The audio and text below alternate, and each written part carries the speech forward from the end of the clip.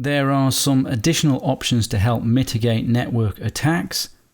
It is possible to install ARP protection software on your devices like your laptops or your desktops. Some of the tools that can help you do that is Netcut. This also has a mobile version as well. You have TuxCut, which is available for Linux devices. SnifDet, which is a, as it says, remote stiffer detection tool, which is for Linux. You have XARP, which has a free and a paid version for Windows and Linux. There is ARPWatch, which is available for Linux. On your router and or firewall, see if ARPWatch or an equivalent service is available. For example, ARPWatch is available on pfSense, and this helps mitigate ARP attacks. As you can see here, consider the use of static address resolution protocol entries, ARP entries. These are permanent entries in your ARP cache instead of dynamic ones. Dynamic ones can be spoofed. Now we're moving into more advanced options that are less likely to be available on simple devices, and you're going to want more higher end devices to support this sort of technology. On your router, firewall, switch, you can look for functionality, names such as port protection, port security. Cisco has its version called port security. You would want to enable this. Again, we're talking high-end and quite highly technical now. You want to look for something called 802.1ae, which is an IEEE standard. This is MAC Security Standard or MACsec. This enables network authentication and encryption and other services. There's also IEEE 802.1x, and you want to look at the EAP over LAN or EAPOL, which is Port-Based Network Access Control, PNAC. That means that devices need to authenticate to connect to the network.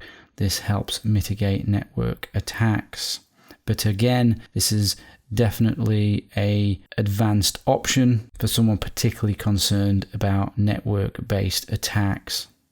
Another option is DHCP snooping. DHCP snooping is a feature in some switches, namely Cisco switches, that watches DHCP requests and builds a table of IP addresses to MAC addresses similar to an ARP table, but relies on the DHCP server to be the trusted authority and can be used in conjunction with other switch security like port security to bring an interface down to block an adversary. For the extremely security conscious, it's possible to use VPNs on your local network to connect to local devices. So for example, all your trusted devices could communicate via a VPN terminator, which would be often your router or firewall. You essentially create a virtual encrypted network on top of your physical network. The router firewall would have to be powerful enough to support all of this encryption, of course, otherwise you're going to have network delays and network lag. All traffic would essentially be encapsulated and encrypted within the VPN as it talks to each of the clients. There are lots of considerations when you want to do this, such as you're going to need cross-platform support for all of your devices, and you need to decide what technology to actually use to support it. IPsec is often used. This would really lock down your local network from a security point of view if you were using an overlay VPN network. In your design, follow the principle that all traffic should be denied unless implicitly allowed. That is usually the best way for security, but it does have its administrative burden. So we've talked a lot there about separating and isolating your devices and your network, and obviously you will need equipment that I've hinted towards this that is capable of supporting the features that I've discussed. You will need a good router running more than likely custom router firmware. Simple home routers won't cut it. If you want to use VLANs, whatever you use to implement and support those VLANs, your router, your firewall, the network interface controller of those assigned to the LAN interface must support IEEE 802.1q VLAN tagging, obviously, if you want it to use VLANs. And you will need a switch connected to the LAN interface that is capable of supporting the creation, configuration, and trunking of port-based VLANs. So that's something you would have to look into.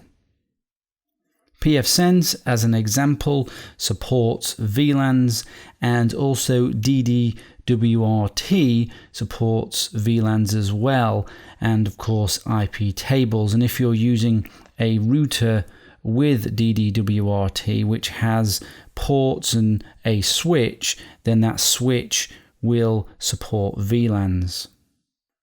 And a tip for you, you can get very cheap second-hand Cisco switches or other switches on eBay that supports VLANs. Or, as I said, you could simply use DDWRT with the router that you've got, or maybe one of the other routers you have lying around. You're going to have to play around and figure out how you're going to implement what it is you're going to implement, figure out what features your devices support and can support. For Wi-Fi, you will need a router and or access point that supports something called AP isolation, and it will need to support multiple SSIDs on the same access point. Wi-Fi isolation and security we're actually going to cover in its own section. So the whole section on the right of the diagram here, we're going to discuss later on. So that is network isolation and the various methods of how to do it. And this was one such example of how you might do it and how you might implement it. So I hope that helps.